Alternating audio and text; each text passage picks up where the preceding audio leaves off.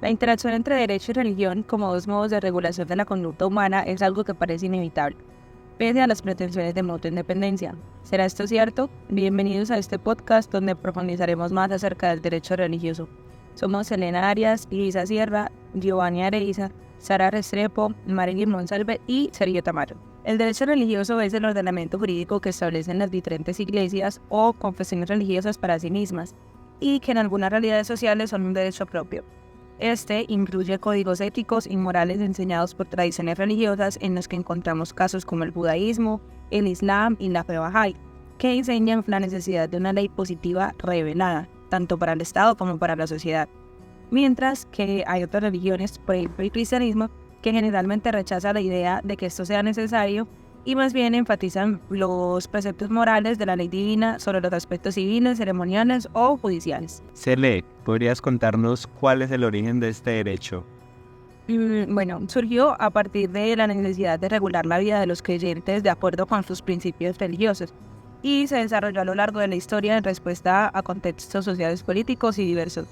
De hecho, grandes civilizaciones como la egipcia, mesopotámica, griega y romana desarrollaron sistemas jurídicos basados en códigos escritos que reflejaban creencias religiosas de la época.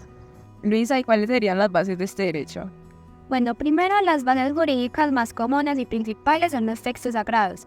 Por ejemplo, la Sharia en el Islam se basa en el Corán, mientras que la ley mosaica en el judaísmo se basa en el Torá. Por otro lado, en el cristianismo, especialmente en la Iglesia Católica, las normas están codificadas en el Código de Derecho Canónico, que regula aspectos como la organización de la Iglesia, el clero y la vida de los fieles. En algunos países, el derecho religioso está formalmente integrado en la legislación nacional. Un caso es Israel, en donde el derecho religioso judío se aplica en cuestiones de estatus personal como el matrimonio y el divorcio. En ciertos contextos, el derecho religioso puede ser reconocido y regulado a través de acuerdos entre el Estado y las comunidades religiosas, como por ejemplo en concordato con la Santa Sede y los Estados. Además de los textos sagrados, las interpretaciones y la tradición juegan un papel crucial en el Islam. Por ejemplo, se utiliza la jurisprudencia islámica, que se desarrolla a través de la interpretación de los textos por parte de los ulemas, que son los eruditos religiosos. Mientras que en el judaísmo, la ley oral recogida en el Talmud y sus comentarios son esenciales para la aplicación de la Torá. Otro papel importante lo juegan las instituciones y los líderes religiosos como lo son rabinos, sacerdotes, ulemas y otros, que actúan como intérpretes y aplicadores de las leyes religiosas, emitiendo bendiciones y guías que ayudan a los fieles a vivir de acuerdo con sus normas religiosas. Las bases culturales van ligadas a las anteriores, ya que estas reflejan los valores y normas que estas comunidades religiosas antiguas consideraban sagradas y la interpretación de estas. Todo lo anterior va ligado a moldeamientos debido a las prácticas e influencias de nuevas culturas con las que se tenía acercamiento, evolucionando hasta lo que es hoy día. Las costumbres y prácticas religiosas también influyen en el desarrollo del derecho religioso. Por ejemplo, los rituales, celebraciones y las normas de conducta social pueden tener implicaciones legales. Además, conceptos teológicos como Dios, el alma, la vida después de la muerte, la justicia divina, el pecado y la salvación influyen en la concepción del bien, del mal, de la justicia y de la ley. Para entender un poquito mejor, uno de los ejemplos más notorios de la aplicación integral de la Sharia es en Arabia Saudita. En ese país, la Sharia se aplica en su totalidad como la base del sistema legal y la regulación de la vida pública y la privada. En la Sharia, los delitos se dividen en dos categorías: los delitos had, que son las ofensas graves con penas establecidas, y los delitos tasir, donde el castigo se deja a discreción de un juez.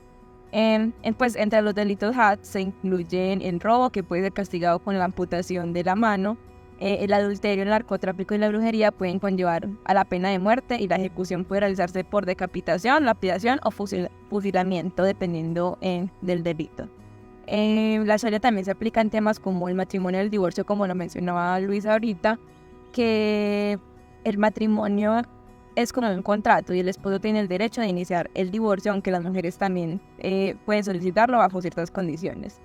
Y en cuanto a los derechos de las mujeres están obligadas a seguir un código de vestimenta conservador que incluye el uso de la baya, que es como una prenda larga y suelta, y en algunos casos el niqab, que es una prenda que cubre el rostro. Y también deben obtener el permiso de un tutor masculino para tomar decisiones importantes como viajar o trabajar. Pero, ¿y esto cómo se aplican los contratos? Bueno, la aplicación tiene desde varios ámbitos, ¿cierto? El primero que vamos a ver es la prohibición de riba, que va hacia los intereses. La Sharia prohíbe el cobro y el pago de intereses en transacciones financieras. Esto se basa en el Corán, ya que condena la usura y condena que el interés es una forma de explotación injusta. El segundo es la prohibición del garar, que es la incertidumbre, y la Sharia prohíbe las transacciones que implican incertidumbre excesiva, ya que esto significa que los contratos deben ser claros y detallados en cuanto a los términos y condiciones para evitar ambigüedades. El tercero es la prohibición de maizir, que es el juego de azar, ya que la Sharia prohíbe el maizir, que incluye cualquier forma de especulación o juego de azar, y esto implica y abarca las transacciones comerciales y financieras que involucran apuestas o incertidumbres innecesarias. Y por último tenemos las normas comerciales, que estas deben adherirse a los principios de equidad y justicia y se deben evitar las prácticas consideradas como explotación o engaño. Bueno, y otro aspecto muy importante es, las relaciones internacionales desde el derecho religioso exploran cómo las normas y principios de diferentes religiones influyen en la política y las relaciones entre estados. Por ejemplo, como se mencionó anteriormente, la Iglesia Católica a través de la Santa Sede es un actor diplomático reconocido internacionalmente.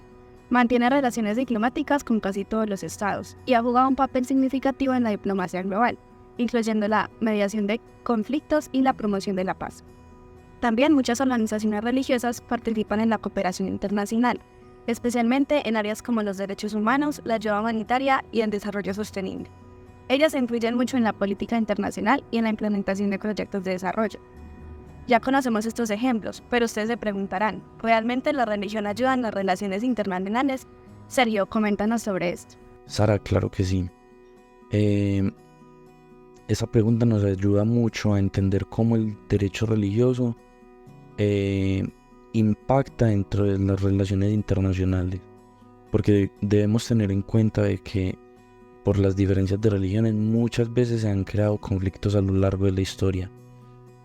Pero también tenemos que mirar que desde otro punto de vista, las diferencias religiosas han ayudado a acercar a las personas y a solucionar los mismos conflictos cuando hay religiones que comparten creencias.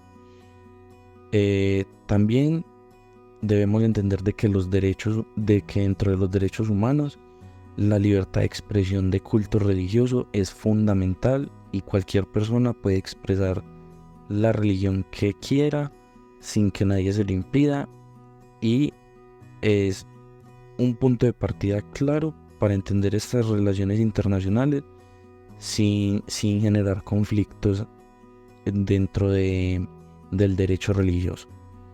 Y por último, pues también hemos visto que en los últimos años, sin importar la religión, creencias, si las personas pertenecen a un culto o no, se han unido las mismas personas para crear movimientos no violentos en torno al derecho religioso, por los cuales ayudan a la solución de conflictos a nivel internacional, lo cual ha sido un punto a favor y que ha cerrado muchas brechas, muchas falsas creencias que se generaban a partir del derecho religioso. A finalizar el día de hoy, les contamos de que la información fue tomada de sitios oficiales, tales como un blog jurídico sobre el derecho religioso y los archivos jurídicos de la Universidad de Caldas y de la Universidad de México.